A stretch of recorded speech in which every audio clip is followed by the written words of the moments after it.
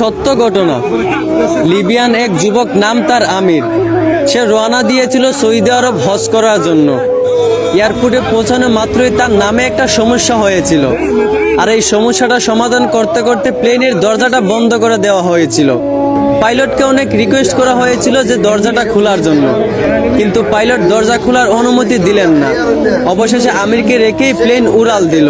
সবাই তখন আমিরকে সান্ত্বনা দিতে লাগলো যে হতাশ হয় না, হয়তো তোমার ভাগ্যে নাই। আমির তখন বলল, আমি হতাশ হই নাই, আমি মন থেকে খাঁটি নিয়ত করেছি, অবশ্যই আল্লাহ আমার এই আশা পূরণ করবেন। কিছুক্ষণ পর খবর আসলো যে প্লেনে একটা সমস্যা হয়েছে। আবারও প্লেনটা এয়ারপোর্টে ফিরে আসলো। এয়ারপোর্টে আসার পর প্লেনের সমস্যাটা সমাধান করার পর আবারও পাইলটকে রিকোয়েস্ট করা হলো দরজাটা খুলে দেওয়ার জন্য, কিন্তু পাইলট আবারও আমিরকে না নিয়েই প্লেন নিয়ে উড়াল দিল। আবারও সবাই আমিরকে সান্ত্বনা দিতে লাগলো যে হতাশ হয় না, হয়তো তোমার কপালে নাই।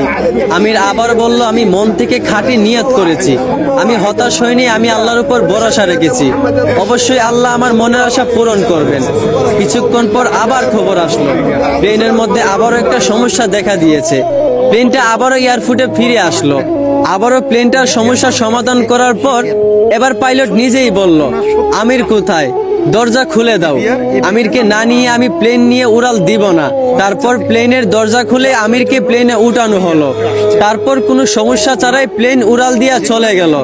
পুরো বিশ্ব এই দৃশ্য দেখে অবাক হয়ে গেছিল। আসলে এইখান থেকেই বোঝা যায় যে একজন মুসলমানের খাঁটি ইমানের পাওয়ার কত। এইখান থেকেই বোঝা যায় যে আল্লাহর উপর ভরসা রাখলে অবশ্যই আল্লাহ সহায় থাকেন।